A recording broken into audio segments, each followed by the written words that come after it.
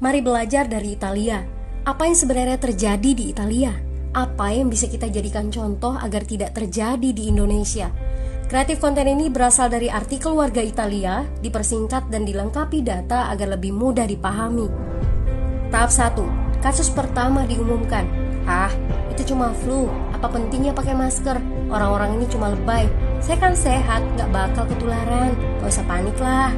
Tahap 2. Jumlah positif COVID-19 mulai naik signifikan.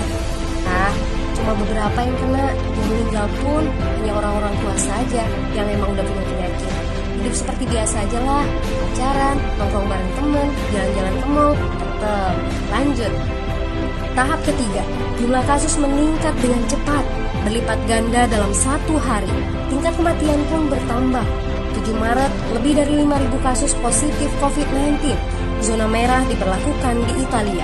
Wilayah yang dikarantina hampir 25% dari luas Italia.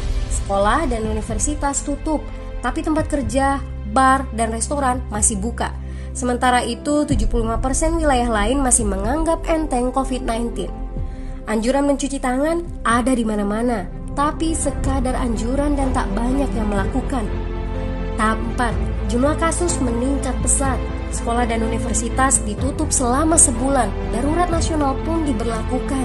Rumah sakit menambah kapasitas, seluruh kamar dibersihkan untuk memberi ruang bagi pasien COVID-19. Tapi tak ada cukup dokter dan perawat. Ada terlalu banyak kasus pneumonia, terlalu banyak pasien perlu ICU, tapi ruangannya sudah habis, ventilator habis. Pada titik ini seperti kondisi dalam perang. Dokter harus memilih siapa yang akan diobati berdasarkan peluang bertahan hidup.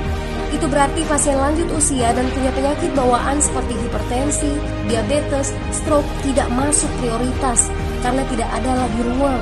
Sistem layanan kesehatan seketika runtuh.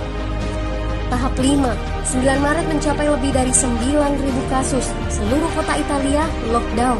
Orang-orang bisa pergi hanya untuk keperluan darurat dan dalam pengawasan ketat. Semua bisnis masih dibuka karena jika tidak, ekonomi akan runtuh. Itu kebijakan pemerintah. Mulai ada ketakutan, orang-orang mulai memakai masker dan sarung tangan. Tapi tetap saja, ada anak-anak yang merasa jagoan, masih ingin uji nyali. Pergi ke restoran rame-rame, hangout bareng, minum-minum dan lain sebagainya. Tahap 6.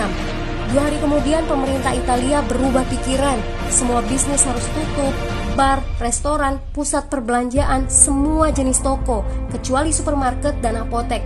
Penyebabnya, karena dalam sehari yang positif bertambah lebih dari 2.000 kasus. Penduduk yang mau keluar rumah harus mendapat surat izin. Surat izin ini didapatkan dari pos pemeriksaan polisi dan disebar di berbagai lingkungan.